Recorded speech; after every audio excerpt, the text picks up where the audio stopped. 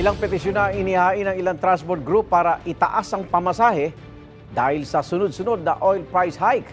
Ang LTFRB magsasagawa na ng mga public consultation. May unang balita live si EJ Gomez. EJ. Igan, may public consultation nga at nationwide yan na gagawin ang Land Transportation Franchising and Regulatory Board o LTFRB ukol sa hirit na taas pasahe para sa mga pampublikong sasakyan para mabalanse ang kapakanan ng mga tsuper at commuter.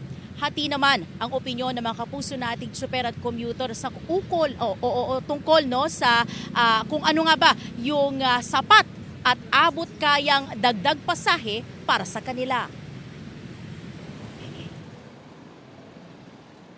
Ilang fare increase petition na ang natanggap ng Land Transportation Franchising and Regulatory Board o LTFRB mula sa mga operator ng mga bus, jeep at taxi. Masusi raw yung pinag-aaralan ng LTFRB. Mayroon ngang nakatakdang nationwide public consultation ukol dyan. Ayon kay LTFRB Chairman Vigor Mendoza II, layunin ng konsultasyon na balansihin ang pangangailangan ng mga operator at driver ngayong patuloy ang pagtaas ng presyo ng petrolyo at spare parts. Babalansihin din ang kapakanan ng mga pasahero na maapektuhan ng anumang dagdag pasahe.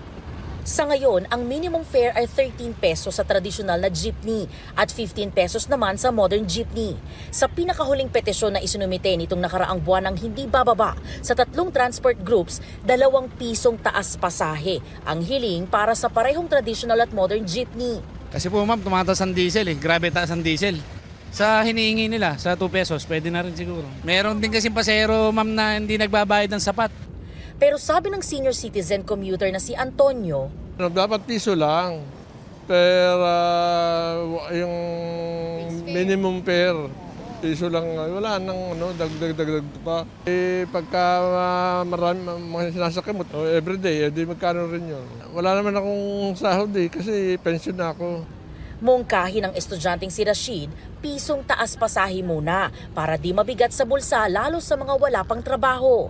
Siguro po for consideration na lang din po, siguro po piso na lang din po. Since kailangan naman din po nila talaga ng para po mabalanse nila yung pamumuhay po nila kaysa sa taas po ng gastusin din.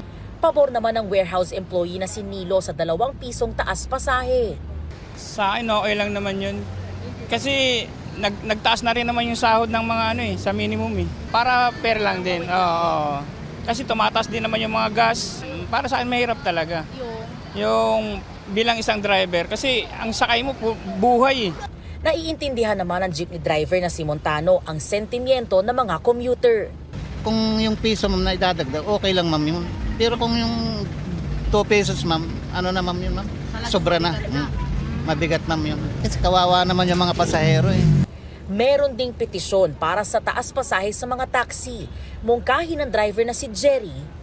Kahit doon sa per kilometers lang po sana ma'am, yung every 1 kilometro, kahit isarado lang sana ng 15 pesos. Hindi lang yan.